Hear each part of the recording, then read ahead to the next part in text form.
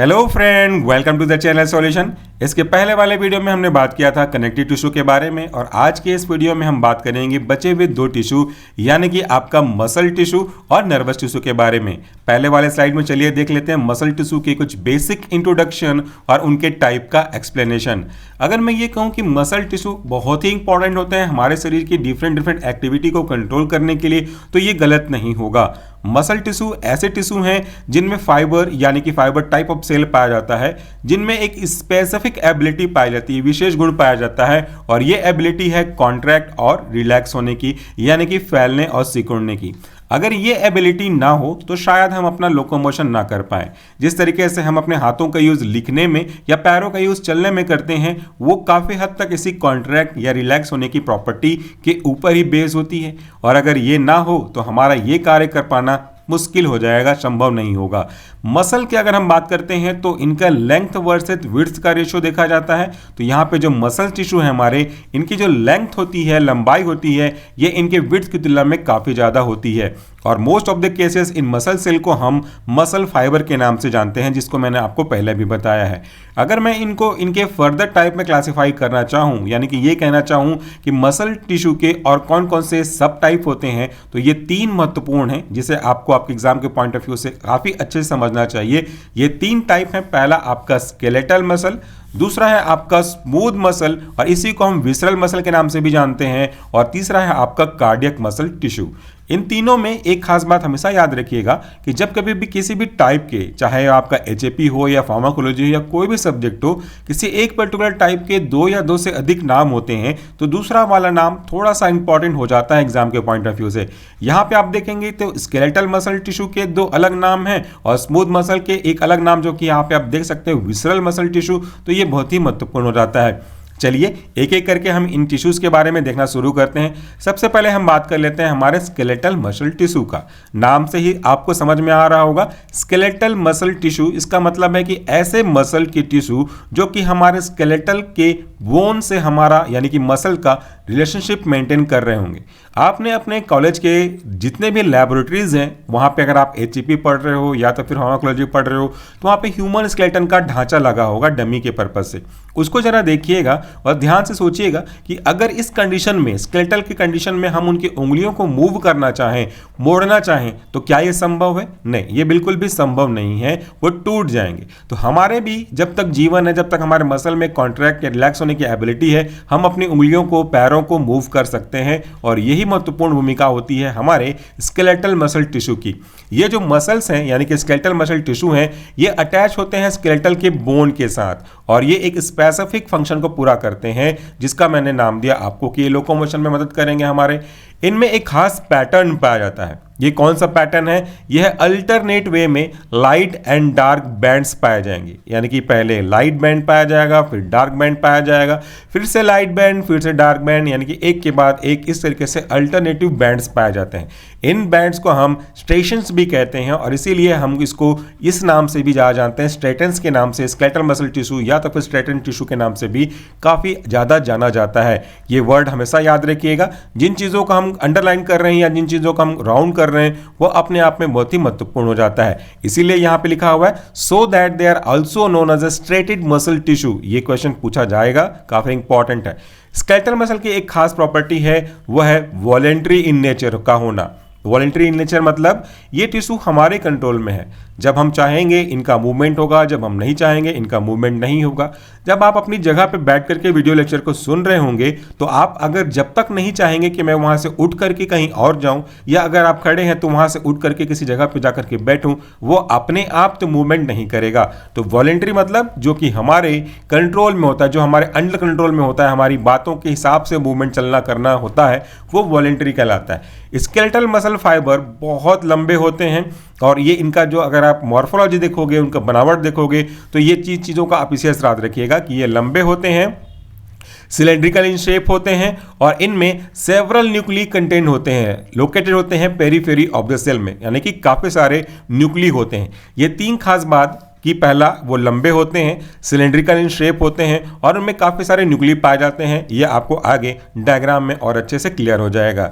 चलिए अगर हम बात करें स्केलेटल मसल टिश्यू के फंक्शन के बारे में, तो इनका जो मेजर फंक्शन है वह है maintenance of posture and movement of bone, यानी कि हमारी जो पोस्चर है, हम जिस हिसाब से खड़े रह रहे हैं उसको मेंटेन करने में और हमारे बोन के मूवमेंट में। बोन का मूवमेंट बोल लीजिए, वैसे तो बोन का मूवमेंट बोला जाता है लेकिन एक्चुअली में है तो ये हमारा ही मूवमेंट। तो बोन मूवमेंट या हमारे मूवमेंट में काफी ज्यादा मदद करते हैं हमारे स्केलेटल मसल टिश्यू। आगे बढ़ते हैं हमारे दूसरे टाइप ऑफ मसल टिश्यू के बारे में, तो यह है आपका smooth tissue, smooth muscle tissue, या इसी को हम विसरल टिश्यू भी कहते हैं। स्मूथ मसल यानी कि एक ऐसा टिश्यू, एक ऐसा मसल जो स्मूथ इन नेचर होगा। और आपको ये जानकर अच्छा लगेगा कि ये जो ऑर्गन्स हैं वो हमारे हॉलो ऑर्गन को बनाने में काफ़ी ज़्यादा महत्वपूर्ण भूमिकाएं निभाते हैं, जिसके अंदर एग्जांपल अब मैं आपको आगे बताऊंगा। फिर भी एक एक एग्जांपल देख लीजिए, वो है ब्लड वेसल, हमारे इंटेस्टाइन, गॉल ब्लैडर वगैरह की।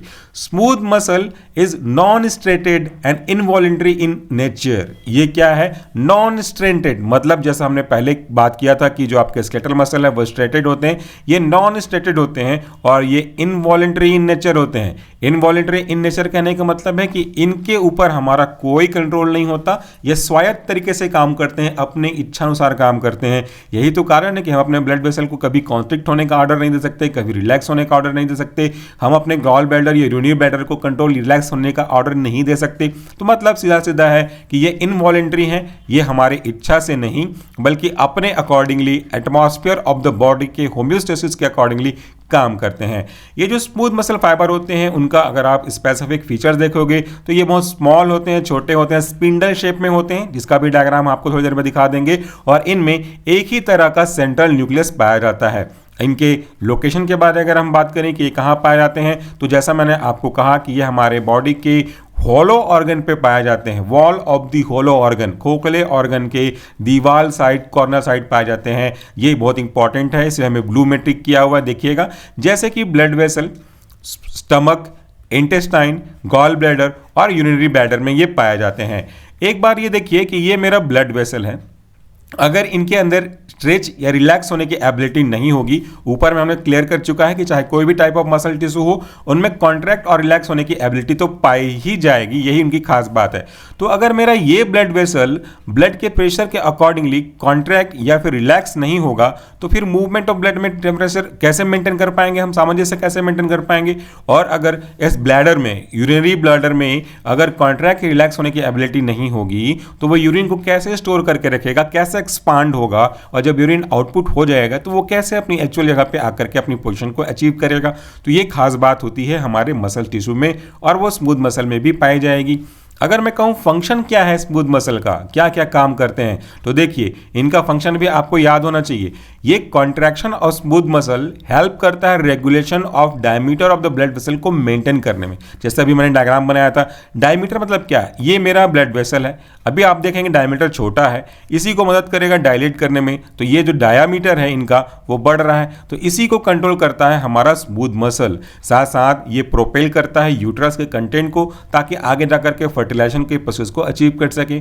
ना केवल यूट्रस बल्कि अगर हम बात करें गैस्ट्रो इंटेस्टाइनल ट्रैक्ट में तो ये भी वहां पे काम करता है, पेरिस्टाल्टिक मूवमेंट में थोड़ा सपोर्ट करता है। और साथ में अगर मैं बात करूं यूरिनरी ब्लैडर के रेस्पेक्ट में तो फिर वो यूरिन की जो पुशेस है उसको पुश करने का काम करता है, एक्सपेल करने का काम करता है। और आखिरी में ये जो कंटेंट होते हैं ब्लैडर के, इसको एम्प्टिंग करने में भी काफ़ी मदद करता है। फिर हम बात करते हैं हमारे तीसरे और final type of muscle tissue की, ये है आपका कार्डियक मसल। जैसा नाम बिल्कुल वैसा काम।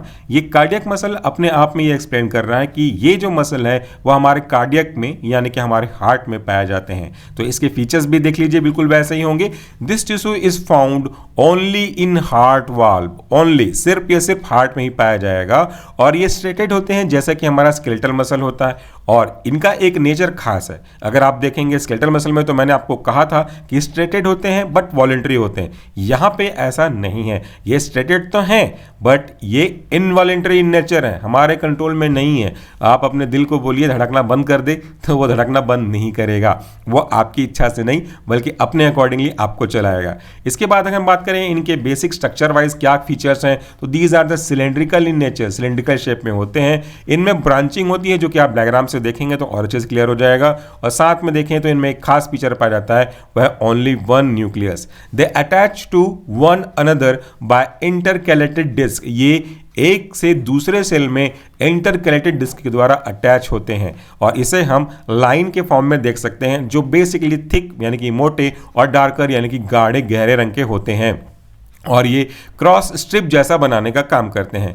This end to end contractile continuously cardiac muscle cell have significance coordination in pumping action of the heart. ये एंड टू एंड की तरह से जुड़ते जाते हैं, ब्रांचिंग बनते जाते हैं और फाइनली इनका जो ये फीचर है हमारे हार्ट के पंपिंग में काफ़ी ज़्यादा मदद करता है। आपने अभी इन 3 टाइप ऑफ मसल टिश्यू के बेसिक फंक्शन और उनके फीचर्स देखे। अब इनको मैं डायग्राम के साथ ऐसे आपको समझा रहा हूं, तो अपने स्क्रीन पे देखिए, ये रहे हमारे डायग्राम। यहाँ पे 2 तरीके के डायग्राम मैंने यूज़ किए हुए हैं। एक ऐसा डायग्राम है जो हम अगर टिश्यू के हिसाब से देखें तो आपको वैसा दिखेगा, और उसके नीचे का जो डायग्राम है वो आपको थोड़ा सा एनिमेशन टाइप में है, जो आपको उसके फीचर्स को एक्सप्लेन करेगा। हमने अभी देखा था कार्डियक मसल, स्केलेटल मसल और स्मूथ मसल, उनके फीचर्स के अकॉर्डिंगली। तो ये देखिए कार्डियक मसल में ब्रांचेस पाए जाते हैं, और जबकि हमने स्केलेटल मसल में देखा था स्ट्रेटेड बैंड्स पाए जाते हैं, alternate band, light dark light dark. तो यहाँ पे देखिए बैंड है, light dark light dark light dark, ये पूरे स्ट्रेटेड फॉर्म में पाए जाते हैं। जबकि हमने बात किया था स्मूथ मसल का, तो हमने उसके शेप के बारे में भी बात की थी। देखिए कुछ इस तरीके से शेप है, और वो आप अपने पिछले जो हिस्ट्री पढ़ी अभी हमने उसकी थ्योरी, उससे मैच करके देख सकते हैं। तो ये 3 डायग्राम भी आप अगर रफ में बना सकेंगे तो काफ़ी अच्छा होगा। चलिए आगे बढ़ते हैं। अब हम बात कर लेते हैं हमारे बचे हुए एक और टिश्यू के बारे में, जो है हमारा नर्वस टिश्यू। अगर मैं ये कहूँ कि हमारे दिमाग के जितने भी नर्व हैं वो एक महत्वपूर्ण भूमिका निभाने में काम करते हैं, और वो है आपके सोचने समझने की क्षमता, आपके सिग्नल को एक पार्ट से दूसरे पार्ट तक लेके जाना, जो स्टिमुलस है उसके अकॉर्डिंगली रिस्पॉन्ड करना। तो ये काफ़ी ज़्यादा महत्वपूर्ण फंक्शन बन जाता है। जो हमारे नर्व टिश्यू हैं वो 2 टाइप के बेसिकली होते हैं। इनमें से पहला है आपका न्यूरॉन और दूसरा होता है न्यूरोग्लिया। ये न्यूरॉन और न्यूरोग्लिया हम आगे जाकर के पढ़ेंगे जब हम टॉपिक वाइज पहुंचते जाएंगे। सबसे पहले हम बात करते हैं न्यूरॉन या तो फिर नर्व सेल की।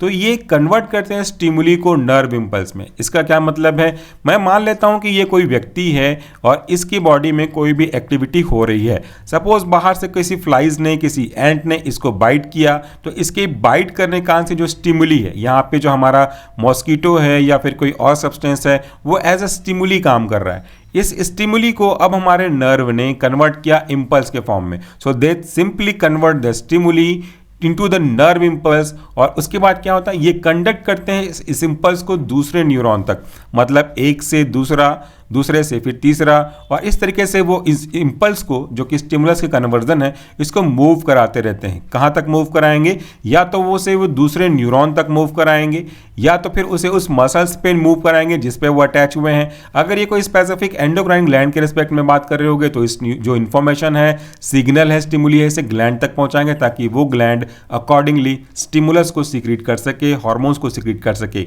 तो most important nervous tissue have 3 basic part. इनके 3 महत्वपूर्ण पार्ट होते हैं।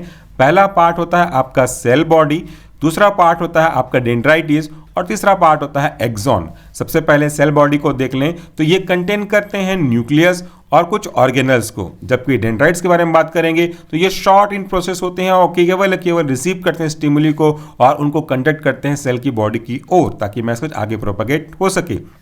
एक्सॉन की बात करते हैं तो ये लॉन्ग इन प्रोसेस होते हैं जो कि ट्रांसमिट करते हैं इंपल्स को टुवर्ड द अनदर न्यूरॉन। जो हमने मैसेज को, स्टिमुलस को इंपल्स के फॉर्म में जनरेट किया है, इसे वो फर्दर ट्रांसमिट करेंगे दूसरे न्यूरॉन की तरफ, या तो फिर हम किसी दूसरे टिश्यू की तरफ भी इसे मूव करवा सकते हैं। ये उनका काम होता है। अब हम बात करते हैं इसके दूसरे टाइप न्यूरोग्लिया की। तो ये क्या होते हैं, इट डज नॉट जनरेट और कंडक्ट नर्व इंपल्स। ये जो न्यूरोग्लिया है, ना तो वो इंपल्स जनरेट करता है, ना तो वो इंपल्स को कंडक्ट करके दूसरे नर्व या दूसरे मसल या फिर दूसरे ग्लैंड तक ट्रांसमिट करता है। ये जो सेल है वो हमारे न्यूरॉन्स को सपोर्ट करते हैं। और नर्वस टिश्यू बेसिकली बना हुआ होता है, आपके कंटेंट किसको करते हैं, ब्रेन, स्पाइनल कॉर्ड और various nerve of the body को। अगर मैं ओवरऑल बात करूं नर्वस टिश्यू के फंक्शन के बारे में, तो ये हमें अलाउ करता है कि हम स्टिमुली को समझें, उस स्टिमुली के अकॉर्डिंगली हम अपने सिचुएशन को चेंज करें, या यूं कहें कि सिचुएशन के अकॉर्डिंगली अपनी फिजियोलॉजी को चेंज करें। ये different types of body activity को कंट्रोल करने में भी काफ़ी मदद करता है। जैसे अगर आपने किसी ऐसे ऑब्जेक्ट को टच किया जो कि काफ़ी ज़्यादा हॉट होगा, तो उसके रिस्पेक्ट में स्टिमुली जनरेट करके आपको मैसेज करेगा कि इसके रिस्पेक्ट में आपको क्या करना है। बाहर के टेम्परेचर को सेंस करके फीडबैक मैकेनिज्म के अकॉर्डिंगली शिवरिंग कॉज कराएगा, या तो आपके पसीने निकालेंगे, स्वेटिंग कॉज कराएगा, ताकि अल्टरनेटिवली आपकी बॉडी का जो टेम्परेचर है, ये होम्योस्टेसिस है, वो मेंटेन रह सके। और ये हमारे नर्वस टिश्यू का काम होता है। ये डायग्राम देख करके आप काफ़ी कुछ उन चीज़ों को समझ सकते हैं। हालांकि हम इसके डायग्राम के बारे में अभी बात नहीं करने वाले हैं। जब हम सेंट्रल नर्वस सिस्टम के बारे में बात करेंगे तब इनके बारे में और अच्छे से बात करेंगे। हालांकि बेसिक पार्ट्स आप यहाँ पर देख सकते हैं डेंड्राइट्स के बारे में, जो हमने आपको ऊपर कहा था। एक बार वापस देख लीजिए कि ये डेंड्राइट्स हमारे कन्वर्ट करते हैं, ये शॉर्ट प्रोसेस रिसीव करते हैं। इसके बाद हमारा न्यूक्लियस है, इसमें हम एक्सॉन के बारे में बात कर रहे हैं, सेल बॉडी के बारे में बात कर रहे हैं। ये 3 मेन पार्ट थे ना, एक्सॉन, सेल बॉडी और डेंड्राइट्स। बाकी ये जो उनके एक्सॉन के टर्मिनल्स हैं, ये स्पेसिफिक फंक्शन को पूरा करने में मदद करते हैं। माइलिन शीथ या फिर नॉन माइलेटेड के हिसाब से बात करेंगे। तो ये था आज का वीडियो, जिसमें हमने 2 बचे हुए टिश्यूज के बारे में बात की, और ये 2 टिश्यू थे आपके मसल टिश्यू और आपके नर्व टिश्यू। उम्मीद करता हूं कि आपको कॉन्सेप्ट क्लियर हुआ होगा। अगर आप इन सब के PDF, MCQs ऑनलाइन फॉर्म में देखना चाहते हैं, पार्टिसिपेट करना चाहते हैं, तो सॉल्यूशन फार्मेसी का मोबाइल ऐप है, इसे आप डाउनलोड कर लें। उसके बाद स्टोर टैब में जाएं, वहाँ पे एक सॉल्यूशन बेस्ट एवर का कोर्स होगा, उसे सब्सक्राइब करें। तो आप काफ़ी सारे सब्जेक्ट्स की जो हमने ऑलरेडी अवेलेबल कराए हैं, उनके ऑनलाइन MCQs अटेंड कर सकते हैं, उनके नोट्स को भी देख सकते हैं। Thank you so much for watching this video. नमस्कार, टेक केयर।